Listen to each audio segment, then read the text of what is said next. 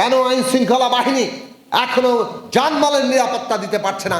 এই যে ঊর্ধ্বগতি, এই ঊর্ধ্বগতি থামাতে হবে।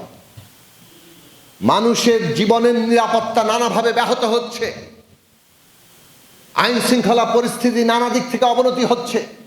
কেন আইন শৃঙ্খলা বাহিনী এখনো জানমালের নিরাপত্তা দিতে পারছে না? তারা জবাবদিহিতা করতে বাধ্য হয়।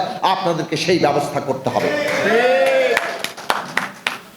এবং এই সমস্ত আজকে যে মানুষের জীবনের সংকট, এই সংকট মোকাবেলা করতে হবে। আমরা আপনাদের সাধুবাদ জানাই যে পৃথিবীর বুকে বাংলাদেশ মাথা উঁচু করে দাঁড়াতে চায়, এই নীতি আপনারা প্রতিষ্ঠা করেছেন। কিন্তু এখনো ভারতের ওই সীমান্তগুলোতে, বাংলাদেশ ভারত সীমান্তে আমাদের নাগরিকদেরকে গুলি করে হত্যা করা হচ্ছে।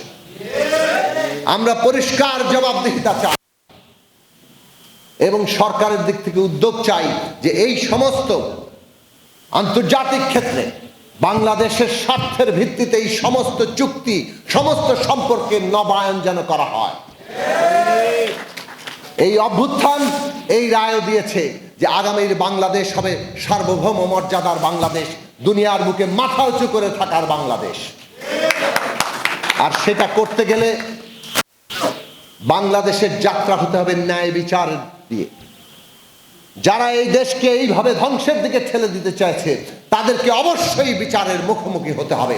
যারা আমাদের সন্তানদের হত্যা করেছে তাদেরকে অবশ্যই বিচারের মুখোমুখি হতে হবে এবং এই ন্যায় বিচার শেষে বাংলাদেশ যাতে একটা অন্তর্ভুক্তিমূলক রাজনৈতিক ব্যবস্থায় পরিণত হয়, বাংলাদেশের এমন এক রাজনৈতিক ব্যবস্থা প্রতিষ্ঠা হয় যাতে বাংলাদেশের সকল মানুষ নিজেকে এই রাজনৈতিক ব্যবস্থার অংশীদার মনে করতে পারে, সেই রকম ব্যবস্থা প্রতিষ্ঠা করতে হবে।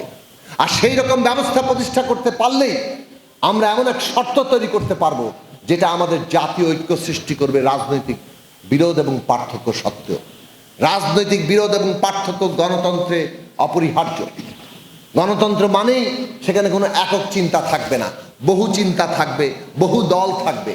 কিন্তু এই বহু চিন্তা এবং বহু দলের মধ্যে ন্যূনতম ঐক্যের জায়গা তৈরি হবে জাতীয় স্বার্থে, রাষ্ট্রের স্বার্থে, এবং সেই স্বার্থটা তখনই প্রতিষ্ঠিত হবে যখন একটা অভ্যন্তরীণ রাজনৈতিক ব্যবস্থা সকলে সেটার অংশীদার মনে করতে পারবে। সেই জায়গায় বাংলাদেশকে নিয়ে যাওয়ার আজকে কর্তব্য এই অন্তর্বর্তী সরকারের সামনে, কর্তব্য বাংলাদেশের সকল রাজনৈতিক শক্তির সামনে।